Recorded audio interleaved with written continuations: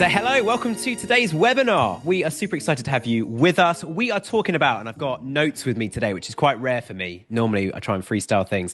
We're going to be talking about the hidden threats to your ecom business. Going second is going to be Brian from Seguno. Brian, give us a quick wave. Good to have you with us.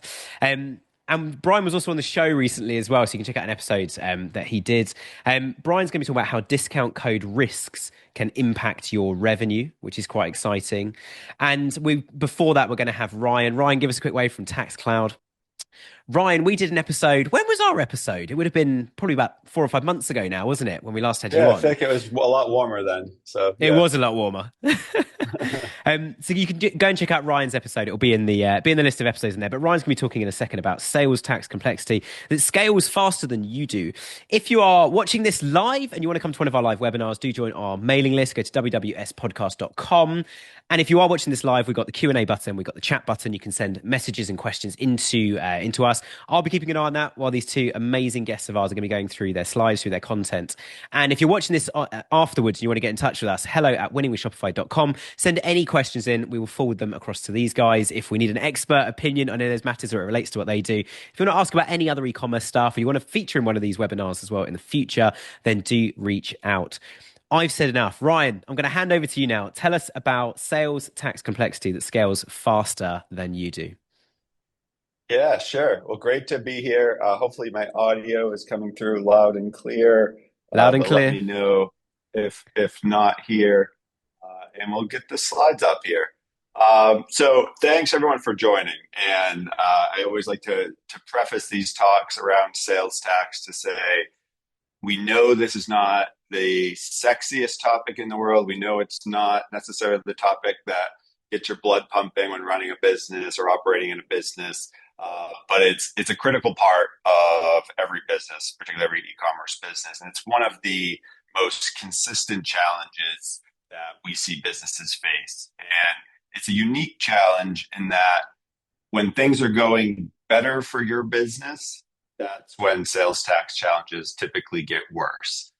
And so we always like to let people know that, the reason why there's so much risk here is that it's this thing that can sideline your success, and that as you're selling more, as you're expanding more to new geographies, new markets, new channels, this is when the complexity shows up. And our talk today, or my talk today, is going to focus on what happens when that complexity starts to scale even faster than your business, and how do you adjust to that, and how do you deal with that as a business. And so for everyone, hi, I'm Ryan. Just add that slide in there. I'm the VP of go-to-market at TaxCloud. We're a sales tax automation platform, working primarily with large Shopify Plus brands. And we really operate through a philosophy that sales tax should not become more complex as your business grows, and does not need to be more stressful as your business grows, because you have enough to worry about. And I'll try not to talk too deeply just about TaxCloud today. We'll talk about the problems regardless of what vendors you're working with, or if you're just using the native Shopify tools. You'll walk away with some better understanding of some of the risks and challenges that you may need to address. Sales tax really should be simple, right? Like when you think about sales tax and your experience as a consumer, it's a fairly simple thing. You buy a product. If you're in a certain state or geography, certain country, there's a certain tax rate that you'll pay. When as a business, you'll have a regular cadence of filing to be done. And like anything else in your business, it should feel like it's just part of the job of running the business and operating a business. But the reality is that, particularly here in the US, sales tax is extremely complex, because you're not just dealing with a standard sales tax rate. You're dealing with a lot of complexity, both based on the states that you're selling into, where your business is located, where you have the majority of your sales, the types of products you sell. If you're selling, anything that's in the supplement space, or certain types of even clothing or accessories, or food and beverage items, there are wildly different sales tax rules that you need to deal with. And underneath all of this, there's a problem of just trust and peace of mind to say, even when you hire someone to handle sales tax for you, either a vendor or a partner, how do you really know that it's getting taken care of? Does the vendor you're working with or the channel or the accountant you're hired, do they really understand your business? Are they capturing all the complexity of what you're dealing with as a business? And um, as your business grows, it starts off as a fairly approachable problem, particularly if you're in one geography. You likely have a general sense of the tax rules and requirements within that geography. But when you expand to new areas, if you're selling either across the globe or if you're in the US and selling in different states, you shouldn't be expected to know all the rules and regulations or timelines of all these places, right? So this just starts to add up over time. The variation of your channels that you sell on is also a big component. You may start off with your Shopify store and selling there and seeing a lot of success. Then you start to enter into new relationships. You start to sell through wholesale or selling in brick and mortar stores through partnerships, or you start to vary into different marketplaces and sell on Amazon or other channels, or even social selling through Meta or TikTok Shop. And in a lot of those situations, you're not on the hook for sales tax, but you actually have a lot of data that you have to capture to understand how these sales impact you over time. And then, how you're fulfilling these through different locations and where your products are being shipped from or shipped to. There's this growing level of complexity with every new region you go into, every new product line that can really become a challenge. And so having the right partner to help you solve this problem becomes extremely important. And so we work with hundreds of Shopify Plus brands and e-commerce operators. And we generally see that there's three phases that people will go through. And people who are on the call here be interested to kind of see where you self-identify in this phase of the journey. First we need to be doing something, but we don't know where to start. And that's generally people who are kind of early on in their journey or have seen unexpected growth, and they're very quickly getting notices from states or other areas where they're like, we know we need to do something, we don't even know where to begin. And luckily for those folks, there's plenty of resources and plenty of vendors who would be happy to work with you to go and solve that problem. Then we have people who say, I actually have a solution in place. We're doing something, but we're not happy or we're not confident that the solution we have in place is taking care of things in the way that we need it to. And the biggest problems we see are generally people working with large legacy providers, which can get extremely expensive, and that also are providers either through the legacy providers or maybe newer providers that are really just leaning on AI as their solution. When they have a question, there's no one there to actually pick up the phone and answer it. And in sales tax, and as much as you want to lean into these AI tools and agents, it's nice to have an actual human who can give you a very direct answer. And so you generally don't get that through some of these tools that are out there. And then there's people who fall into our third phase, which we know we need to do something, but we're going to handle that later. We certainly do not recommend this. If you are going to go that route, what I always tell people is make sure you're taking the path of understanding that just like in your personal taxes, there's going to be a build that's going to come due eventually. Make sure that you're putting budget aside for that. And again, I probably should preface now at this point and make this retroactive that I'm not here to give you tax advice or legal advice. You should certainly go reach out to someone who has that. But in the general sense, these are the three buckets and the journey we see people going through. And this is not unique just to smaller businesses. We've worked with brands doing tens or hundreds of millions of dollars in revenue who could still potentially find themselves in either bucket one or bucket three. So if you're somewhere in between these, do not feel like you're lost in the journey. It's a matter of kind of prioritizing this and taking action. And then I've talked a lot about the risk that comes with this as it relates to, penalties or potentially getting audited or just not being compliant. But the truth is, the biggest risk you're going to face as a business is the honest distraction that this brings to you. And so you go out, you spend a lot of money on on ads. You work with a great agency to do marketing for you. You grow your business, and then you get a notice from a state that says, "Hey, you've crossed this threshold last quarter. You owe X dollars. Why haven't you registered?"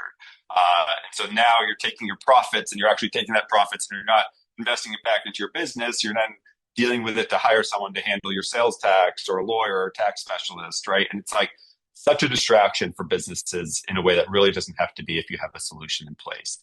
And so there's a lot of questions you'll help answer, but at the end of the day, it's about trying to find peace of mind and knowing what you need to know to get these things done.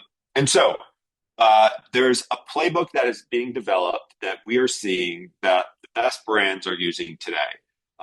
And it's a little bit different than if I were to give this presentation maybe 5 years ago or even 3 years ago. Because the old playbook was to take all of this stress and problem and risk that I just talked to you about and invest and turn to a legacy provider and say, you just do this all for us. We don't even want to think about this. It doesn't matter what the charge is. It just deal with it. And there are solutions in place that will do that for you. And they'll handle every part of the journey from calculation all the way through filing and anything else that you want them to do. The problem is that while these platforms are really powerful, they come with a lot of cost. And as I mentioned before, generally they're not focused on brands that are anything less than an enterprise solution. So if you do want someone to be there to answer questions, provide tax advice, it's going to be really hard to find that person. So again, you could work with that legacy provider and also hire an accountant, but now you're just adding on the cost that comes with it. There's a next generation of tools that are kind of trying to take over for the legacy providers, and I mentioned them a bit, which are more like AI-only solutions. Again, in practice, these tools can be helpful for you if you know what you're doing. But if you're in a situation where you really don't have that confidence, just fully putting everything on automation without an actual person that can help you along in the journey generally isn't going to solve that problem for you either. And so what we generally see, particularly in the Shopify ecosystem, best way to optimize your spend and your budget and mitigate risk is to, first off, invest and use the native tools that Shopify offers, particularly at checkout. So Shopify's tax product for calculations is very powerful. They've invested a lot of time and budget there because nobody does checkout better than Shopify. We've all used the Shop Pay checkout. This is an amazing experience. And they've also made calculation and all of the hard, tricky parts of checkout really strong in that product. And it's much more affordable to do that versus paying a provider to handle everything. So that's the first thing we always tell people. Then what you want to do is you want to work with a partner who's going to handle all of the other complexity, all of the other risk, actually work with the states on your behalf, register with the states, deal with that paperwork that's coming in and asking you questions, right? Shopify, that's not their specialty, right? They're great at checkout, but everything else that comes along with it, working with a partner that you can trust that will integrate into all the channels you use all the data that you need, will not just capture your Shopify orders, but will also capture your marketplace orders, your wholesale orders. It will give you a complete view of what you need to be doing, mitigating the risk of new channels and new growth, and notifying you when problems are going to happen, both through an automated fashion, through a piece of software, but also through real humans who are focusing on supporting your business. So this is what we see as kind of the modern playbook for large Shopify brands today, and it's what the best brands are doing. So this will be my only pitch here for TaxCloud. But we consider ourselves one of those great partners that can help you along this journey, and this is what we do all day, every day. It's why our business exists, working with brands in these situations that we talk about. So happy as we get to the Q&A to answer any questions folks have about sales tax more generally, or any other compliance or financial questions that we can address. But the risk here is real, and hopefully I've given you a sense of what you can do to solve it, whether you work with a provider like TaxCloud or any other sales tax partner that might be out there. Amazing. Thank you so much, Ryan. And I feel like when the first time I heard of you guys and the first time we met and talked about having you on the show, my first thought was like, is this really an issue? And then I started to ask, because we do acquisition of customer, not anything that kind of happens post-purchase. Started asking merchants of ours, and they're like, oh my gosh, do you know a tool? And I mean, quite a few of our audience from the podcast now use TaxCloud.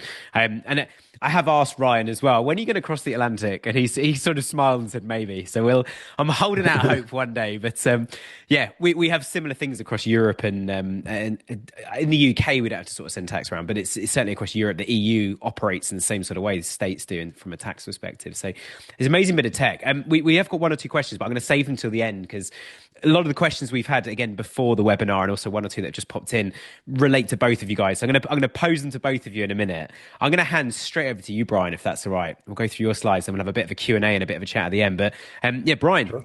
your title today is How Discount Code Risks Can Impact Revenue. Tell us more.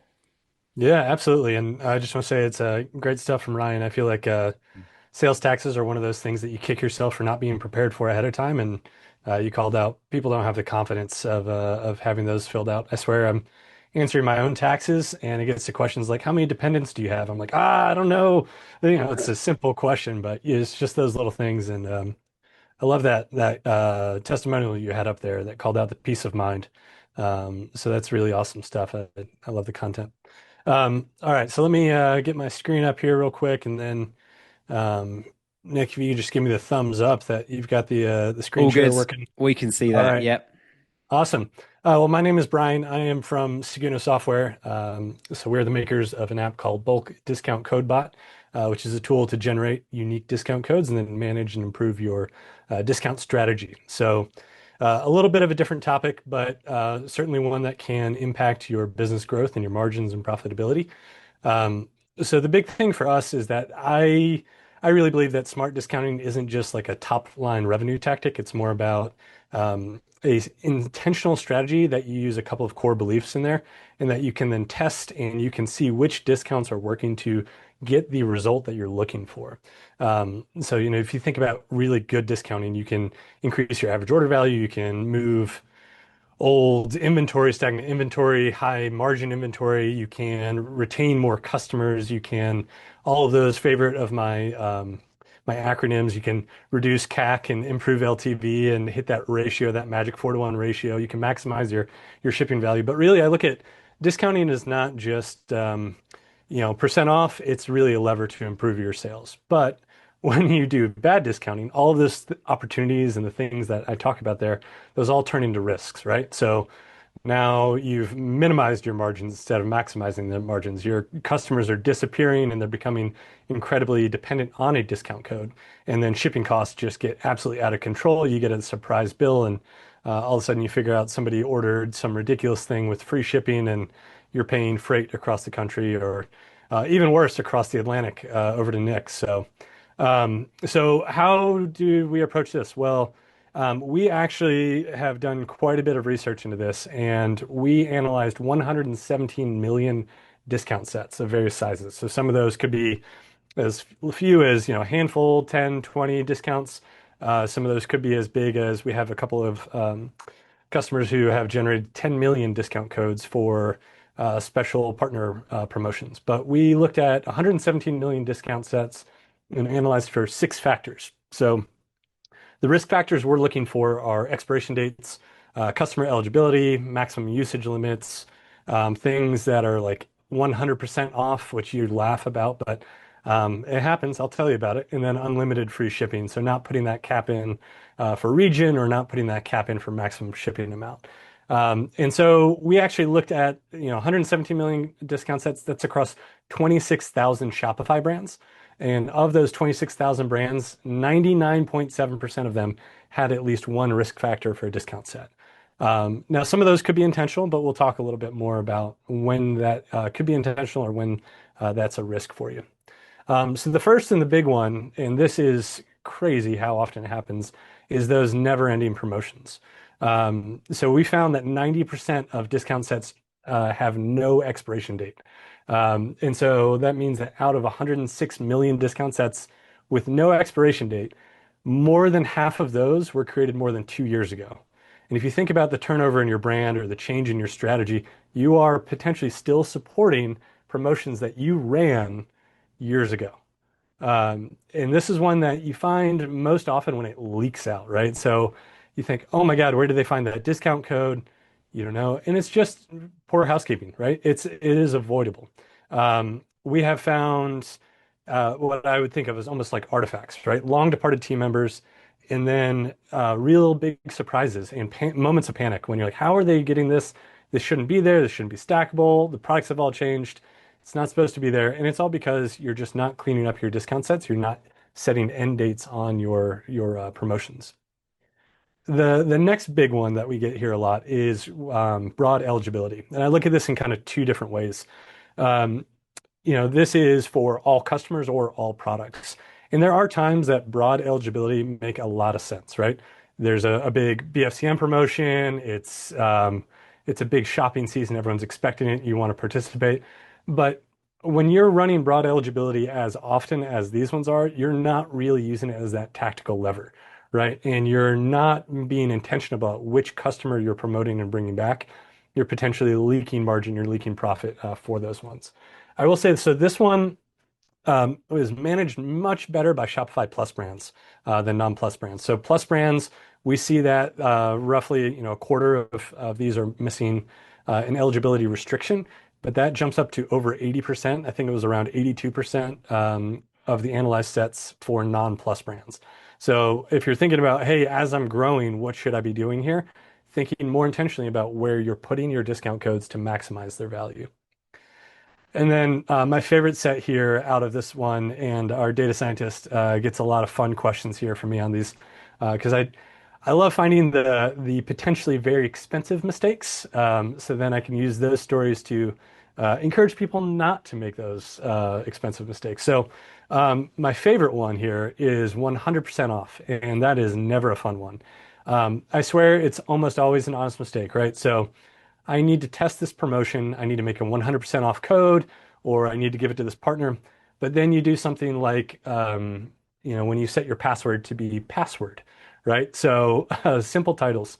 I actually had one company, and I was thinking about Nick's Tea Talk recently about this, where he was talking about people with trainers or sneakers here in the States, right? So they were a limited edition sneaker company. And they came to me and they said, why are we losing these 100% off discounts? I've had a bunch of these coming through. I think it's your fault. And I said, whoa, whoa, whoa, whoa. Let's not point fingers. Let's figure out what's going on. And we actually tracked it back, and this discount code was named test. That's it. The whole thing was test. And people were popping that into the checkout. And it's not that hard, right? You try all sorts of different things, welcome, test, abandoned, right? And somebody was guessing that, and they just happened to get it through. They placed multiple orders for 100% off before they got it figured out. I think some of those even got fulfilled. So that was a very expensive one. We probably figured out that it was a pretty wily shopper who had written a little script so that they could get to checkout, and then they could just run through as many discount codes as they could to try to figure that out. But absolutely one, anytime you're using a 100% off discount code for a test or a promotion, use a unique value that won't be predicted, and make sure you put that end date in there. So don't let your mistakes compound each other. The next one there is the no shipping cap, right? So when you're making your discount codes in Shopify, you can select your country codes, or excuse me, your countries for eligibility. You can put a cap in there. And everyone's thinking smarter about putting minimum values in there because you're getting eaten alive on the discounts on shipping for minimum values. That's great, but also think about the maximum value, right? So that is going to start eating at the profits when you start getting bigger items. You probably know a lot more about your shipping terms than I ever will. But just think about, hey, do I need to put a cap in there? If somebody's getting free shipping for this thing, but then, it's a wristband, but then they order a couple of weights or something like that, that's going to change your shipping cost quite a bit there. So. And then the last one is just that per order limit. So buy X, get Y looks great. You're usually willing to eat a little bit of the margin on the Y if you're getting people to buy that X, but you're not willing to eat it that often, right? So this one is another one that Plus brands are really good at compared to non-Plus brands. So only 18% of Plus brands had this risk on their account compared to 54% of non-Plus brands. So that shows a lot more intention, a lot more strategy with that one. These are things that you might not think about, right? Hey, I got to get this promotion live. I got to get this email out. I got these mailers that I'm waiting to get going. I need to get the codes over to them. So how can you go through and you can kind of manage all this on your own? So we have actually built a discount risk audit for anyone to use. It's completely free. You can go through to the Shopify App Store, find bulk discount code bot on the App Store, 4.9 rated. We have a 14-day free trial, and we'll run the discount risk audit as many times as you need during those 14 days. So you can run the audit, figure out how does your account look. You can go through, make updates, rerun it, and really just reduce your discount risk. And when I talk about that, it's really just kind of closing those gaps, right? So the 90% that don't have the expiration date, let's go through, let's take a look. You can put a filter in, you can look at the list that we give you, go back, find all the ones that are more than 2 years old and figure out if you can let those ones go. Start using those eligibility requirements. Customer segmentation is that big lever when you get into intentional promotions instead of blanket discounting, right? So this is for my new customers, this is for my VIPs, this is for my customers that haven't purchased in 2 years ago, so that you're putting your discount where you want it to be rather than kind of blanking the whole thing out. And then finally, we found that per order limit. So make sure that you're putting those ones in there, the shipping caps. And again, I am Brian from Bulk Discount CodeBot. So our big belief here with bulk discount codes, right, is that unique discount codes can help you. They help you to prevent the leaks. They enable you to do some of that experimentation, and they give you a lot better attribution for your promotions. There's no wondering, hey, did they come through this ad or that ad, or what was the last click versus all the attribution? You know which discount code was used, so you know how to attribute that sale. I'll stop there so Nick knows that I will ramble for a while, and I love talking about this. So I'm excited for the Q&A sections. I hope we've got some good questions coming in. We have indeed. It's why I like having you on the show, Brian, is I'm like, can I ask a question and we can talk all week about it. And then they somehow, I don't know how they do it. It must be magic. They make it like 35 minutes from both of us, which is amazing. I got two quotes quickly, one from each of you that I thought was really interesting. First one was from you, Ryan, when you mentioned one of those scenarios was like, you just kind of hope sales tax is going to be fine at the end. We were talking about in our agency about our values as a team, our team values recently, and all the things came up like teamwork and organization and stuff like that. And we decided to look at it in a different way. And one of the ways we looked at it was where the word hope came up was we were like, what are the phrases we hear from colleagues in the office or things we know we say that we know are not on company value, they're not on brand, it's not our culture. And let's write the opposite of those. And one of them was hope.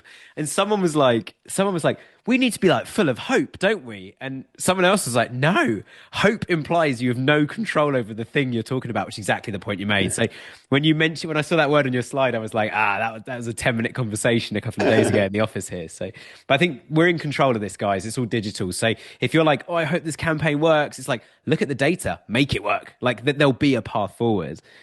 Best one from you, Brian, I think, as well, is that test code where they use the word test. And what site is it? Can I go and have a quick look? Is that allowed? Yeah, absolutely. You know what? I found the mess and I just left it there for everyone else to enjoy later on. No, so. Good. It's like, what's the link so I know not to click on it? Yeah. What sizes do they have? Just curious, Exactly. Right. Yeah. Do they ship to England?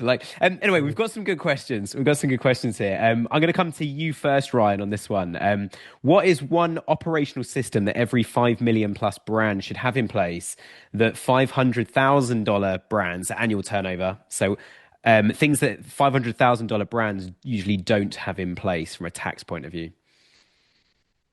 Yeah, that's a good question. I'd say the biggest thing, if we're looking from a tax perspective, I would say is there's a program here in the US, which is the Streamlined Sales Tax Program. It's SST, which is actually like a collection of states where you could file through those states through this program if you work with a certified provider. And there's a few of them out there. I think there's 6, and TaxCloud is one of those, where the benefit to you as a growing business is you'd only really enroll in this if you were at a certain scale because you'd have sales obligations in enough states, but you don't pay for really anything tax related in those states. So you don't pay for the filings, you don't pay for the registrations, you don't pay for the orders from those states with the sales tax tools that you work with. Nice. The vendor can't charge you any money. And so that's one benefit of it. The other benefit is that's a fully automated program. So once you're enrolled in those states to the SST program, there's a lot of guarantees for you as a business. And so I'd say any business that has that kind of scale, I think 5 million is probably a good target. Look, and that's selling into the US, obviously. Look into that program, work with a provider that can set you up, because as you scale in those different states, which you will, there's no additional cost or risk to you as long as you're working with a provider, which is something I'd always recommend. Nice. You reminded me of a very wise saying someone said to me before is don't scale if something's not working because then you're scaling a problem. And I love that. It's like Yeah. getting these things in it early actually to go, if we can automate it or at least put in the roadmap again, when we get to this size, we can start. I mean, SST sounds fantastic for just automating a lot of that. So yeah, really, really good solution. Yeah. Same question to you, Brian. Yeah, yeah. Interesting one. I'm feeling a little inspired by Ryan here. So I think the big thing when you're a $500,000 brand versus a $5 million brand is that you've grown a lot. You've typically grown the team. Strategies might be a little different. And one thing that a lot of folks will make a mistake with is not having any type of oversight or governance of who is creating discount sets, right? So anyone can pop in. They've all got the permission. They go through, create the codes, and that's how you end up with test codes, right? And so I think really keeping an eye on that and then tracking when you're running those promotions, which campaign is the discount for, how much revenue is that campaign running? It can Mm. get really hard when you run a ton of different campaigns to say, who did this? Which channel did it go out of? Which department was using that discount? Is that CS or is that growth? And so I think that's a big thing that becomes more important as you go through. But when you um, set that practice early in your growth stage, it's easier to maintain, right? It's a lot harder Yeah, yeah. to bring everyone back in once you kind of let the cat out of the bag there. So Yeah, yeah. there's a really interesting question that pops up with a client recently on very, very similar to that. The question was, look, we launched Klarna and we've had like tens of thousands of customers use Klarna. So like buy now, pay later. You pay a small amount a month. And a lot of them use it as like revolving credit now, a lot of customers. So you just, when you've like made 1 month's worth of payment, you can, instead of paying over 4 months, you can now pay the same amount for 8 months and buy another product from another retailer. And like, so they were like, loads of people are using that. And suddenly I can't actually remember what the conclusion was. I think my team were going to follow it up afterwards, but I suddenly had the question of like, do those customers that use Klarna, do they keep coming back and have a higher LTV and repeat purchase rate than the ones that Mhm. don't? Because it was a premium product. It was much more expensive than the kind of average product. So then I was like, if somebody pays full price for it initially, does that mean that customer has more money and would therefore come back and more willingly buy more products long term? Or was the Klarna customer more in a shopping mindset and would purchase more products? I need to find out the answer to that and maybe mention it one of our Tuesday ones. But yeah, you reminded me of that same thing of like, actually, when you strip it back, what does the data tell you if you go to a different level or ask a different question of same kind of Mhm. data set? I'm going to go to you first on this one, Brian, and then we'll come across to you, Ryan. Mhm. We'll go, alternate between you. There's two more questions so far, and if there's any others, then send them across. How do finance and marketing teams unknowingly create risk for each other? I've been in Oh some man. meetings in my time. I'm excited to see what you guys Um, say to this. yeah, the one you did what? Which one? I think those accusatory questions there. No, I mean I think the reality is that they're often tasked with different things, right? Their marketing is about growth and driving more revenue. Mm, Um, and finance is trying to make sure that you're making the health of the business, the health yeah. of the growing business there, right? So um, one we're not coordinating those. I think Nick, you had a great example in a recent Tea Talk about I didn't know you marketing listened to so many your of my tea talks. This is great. We got I at least don't one even listener. drink tea. I don't even drink I tea, really. but I'll send you some. I'll send you some tea. the one that you had was about promotion that was pushing your Mm. low margin trainers, right? Your Yeah, best yeah, selling yeah, shoe, yeah. but it has a low margin on it. Why not switch to your second best or your third best selling shoe that has a higher margin, and then you can run your promotion on that. I think Mm. that's the one where you potentially, if you're not coordinating those, if you're not talking them through ahead of time, somebody is making a decision that they think is the best for what their responsibility is, and then they just don't think that the impact all the way through. So, Mm. hey, I want to run free shipping over $75. Looks great. I'd love to boost my AOV, 20% higher than what it is right now, but all of a sudden, hey, what are we doing with these particular orders where shipping Yeah, costs yeah. are getting out of control? It doesn't seem too hard. Have a conversation ahead of time. Plan your promotions. Mm. It's a bit more than just that blanket promotion for everybody. Just have that discussion and that planning there. So. Yeah, yeah, and I like that you've taken the question deeper than just finance and marketing, because I think you could almost apply it to any part of the business, couldn't you? And I mean, again, applying that same question then to more on your side, Ryan, around tax and finance. Like, what are your thoughts on certainly sales and marketing teams, but what are your thoughts on the wider communication within an organization? Yeah, I mean, I think the first thing I would say is that, a lot of the brands we work with, even brands doing, up to 10 million or more in revenue. I mean, this is all going through the founder or co-founders to some extent, right? So this Mm, vision of like, there's two different people over here that are probably enabling it, but ultimately it's the founder running the business who has to balance both the growth and marketing side of this with the mm, financial impact of it.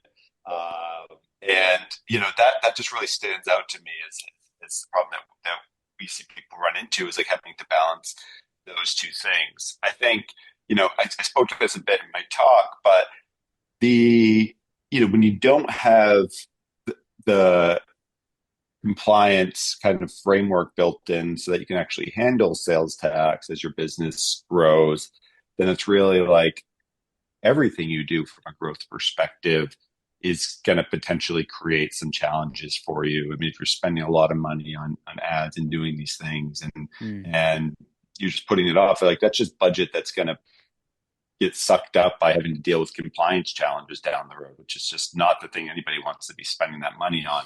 And so, the best campaigns can get ruined pretty quickly if you have a great BFCM and then 6 months down the road you realize, well, actually, we should have registered in 6 different states, mm. and in that time we accrued all these fees, and we have to, hire a tax lawyer to work this stuff all back, and so that's just another reason why, take one of those two things off your to-do list and automate it with a solution so that you can, spend the bulk of your mind share on those things that are driving growth without the risk of conflicting or creating problems for yourself down the road. I think probably what I would say on that one. Yeah, yeah, absolutely. And I remember about 3 years into business, phoning my uncle, who was an accountant and became my FD, and be like, Richard, what's VAT? It's like value added tax, sales tax in the US. He's like, how much are you turning over? And I told him, and he's like, we've got a problem. And I was like, what do you mean? I'm barely Totally. making enough money. But again, it's just that you don't know what you don't know. I think I'm a find outpreneur rather than an entrepreneur. Just, I'm very different Yeah. now, but yeah, I think you're right. It's the more some of these things you can predict and plan. Every time we sell a product, there are fixed costs: delivery, buying the product, sales tax, and end of year. Like I don't know what you guys call it. It's corporation tax here, like company tax on profits. Mm. You can predict these things in real time. Like it was harder maybe 20 years ago when I started out in PPC, but like you can predict these things in real time as well, can't you? Yeah. Yeah. The other thing I would just say is where you can create problems too, because you just made me Mm, think of it. In Shopify, we see all the time people make this mistake where they hear all this scary stuff about tax. They just go into their tax portal and within their Shopify dashboard, they just turn on tax collection in every state. You also don't want yeah. to do that because if you don't have this thing called economic nexus, which means you sell enough Mm, in that state or in that region or country, and you're just collecting tax, well, you're just creating a burden for yourself that you don't need to create as well.